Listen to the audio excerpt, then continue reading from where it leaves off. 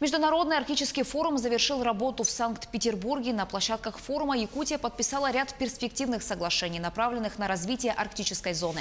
Ключевыми стали вопросы состояния экологии, а также развития российской Арктики.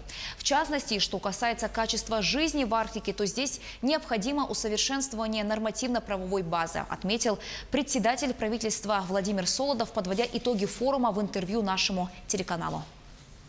Ключевой вопрос, который мы поднимаем на этом форуме, на всех площадках, касается того, что северные надбавки и преференции, которые распространяются на всех жителей Арктики, являются важной гарантией, но их нормативно-правовое закрепление устарело. Многие из них установлены нормативно-правовыми актами еще советского периода.